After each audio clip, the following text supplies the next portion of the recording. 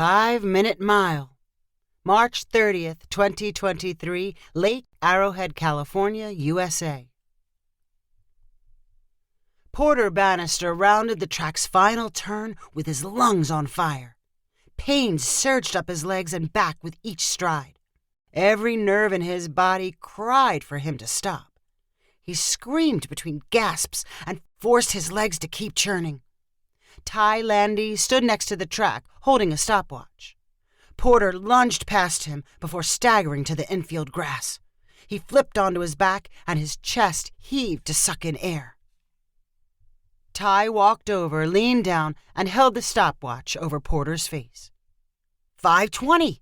Close to your best, Ty said encouragingly. Porter growled. He pounded and kicked the ground. When his heart rate and breathing finally slowed, he cried, "I'm never going to make it. I'm too old. I was born slow." "Come on, you just hit a plateau. You'll break through eventually." "Nah, this is as fast as I'll ever get. For once in my life, I wanted to accomplish something hard. People tell you if you want something bad enough, all you've got to do is put in the work. It's all a lie. I've done the work. I'm a failure." Ty chuckled and tried to sound consoling. "The 5-minute thing is totally arbitrary. It's not like anyone's handing out medals for it. Everybody knows it's the standard, and it matters to me. Once you break 5 minutes, you'll only want more. Next, you'll be saying 4 minutes, 50 seconds. No, all I've ever wanted is 5 minutes. If I can do it once, I'll be happy the rest of my life." Ty smiled to show he understood, or at least appreciated, how Porter felt. Ty blamed himself for Porter's suffering because he had introduced him to running. The two met at church, and Porter talked a lot about getting into shape. After a few evening jogs with Ty, Porter was hooked. After the course of a year, he shed pounds and built endurance. Porter and Ty were not sprinters or marathoners. They fit comfortably into the middle distance category, and Porter grew convinced that the mile was the ultimate test for someone like him. Running a 5-minute mile stuck in his head as a milestone achievement. It was the time a decent high school runner should post, and doable for a dedicated older runner who was not a freak athlete. Porter and Ty mostly ran together on the roads near their homes, but after Porter became obsessed with the mile, they made regular visits to the track surrounding the football field at Rim of the World High School. Porter's first timed mile was barely under 6 minutes. He studied expert advice on how to break the 5-minute barrier and incorporated sprint intervals into his runs with Ty. Ty found Porter's new routine slightly annoying, but he tried to be supportive. He held the stopwatch as Porter's times dropped from 6 minutes and then seemed to reach a barrier around 5:20. When Ty said encouraging words about breaking through a time plateau, deep down, he doubted Porter would get any faster. Porter finally got to his feet after his latest disappointment.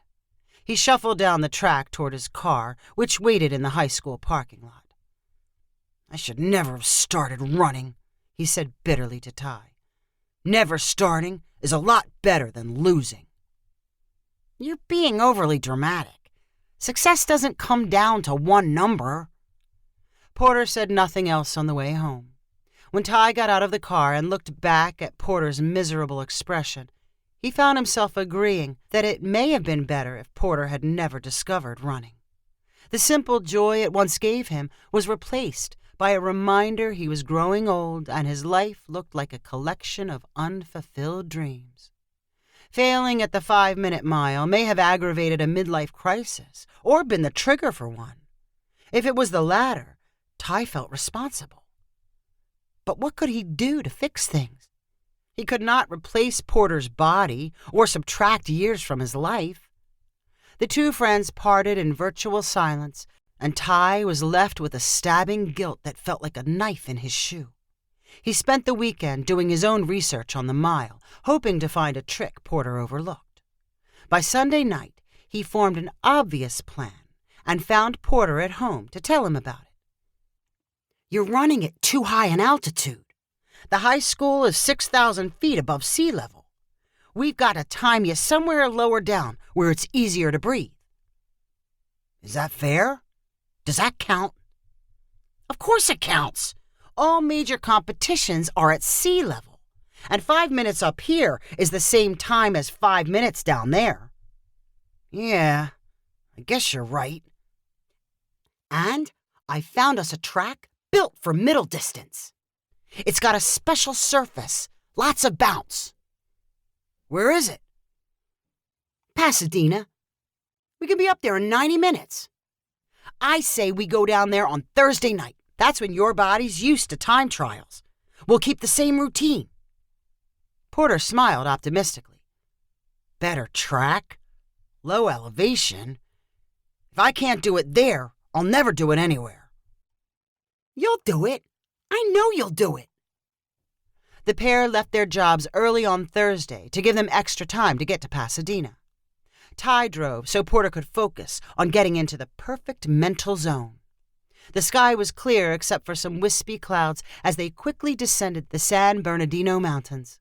Ty cranked up fast and hard rock music to inspire Porter and restricted his food intake to energy bars.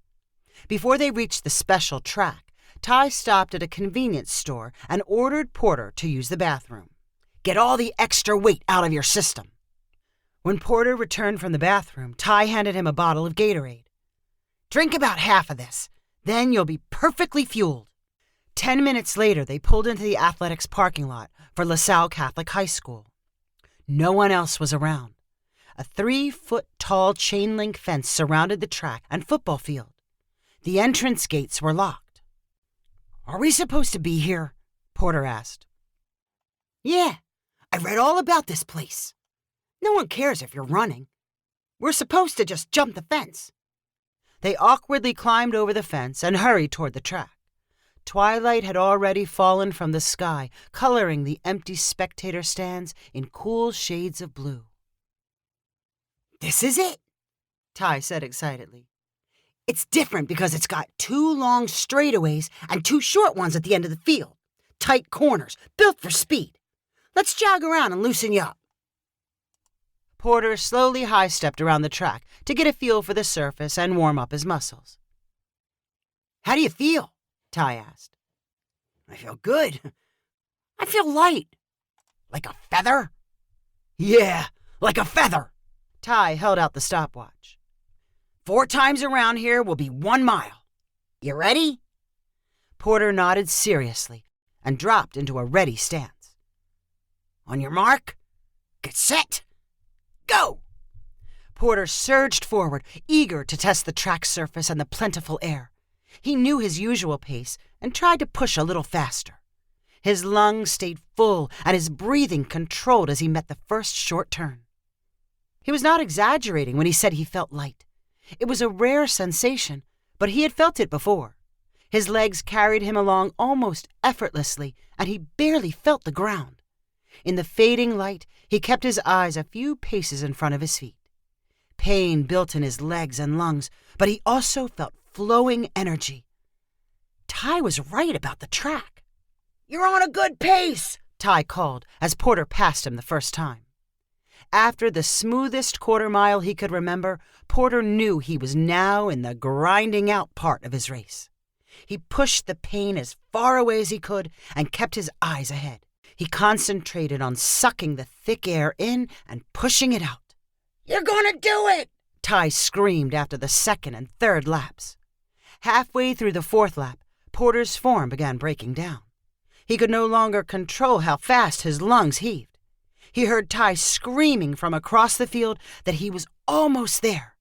His focus narrowed to the lane lines in front of him, and the rest of the world went dark as he ignored the pain. And then Ty was behind him. Porter bent over and grabbed his knees, but he did not collapse.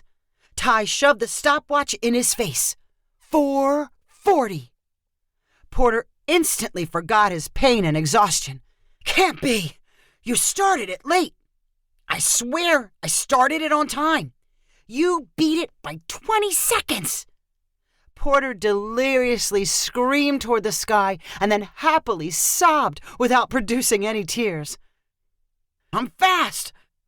For at least once in my life, I'm fast. Ty let him enjoy a few moments before asking, "So, is it enough after all?" "Yes, it's enough. And I never want to come back here. It would ruin the moment. This night was perfect. Thank you." Porter was all smiles on the way home. They were the familiar smiles Ty had seen before Porter's doldrums set in. Ty had a feeling the smiles would be back permanently. Ty was relieved when Porter said he never wanted to return to the track. A return visit might lead to scrutiny of its special surface and dimensions. Undoubtedly, the lower elevation helped break the barrier. All the hype also gave Porter an adrenaline boost. The caffeine Ty slipped into the Gatorade bottle surely helped as well. But the biggest secret to Porter's success was that he had only run 7/8 of a mile. Ty had researched all the tracks in Southern California and found one built just a little shorter than the standard. Porter would never know about the track. He did not need to know. It was not important. What was important was that he believed he was fast. He could accomplish something he set his mind to. At least for one beautiful night. If you enjoyed this story, please rank it on the website 500ironicstories.com. Please subscribe on the website to get weekly updates as new stories are posted. And please share with friends using the convenient links available.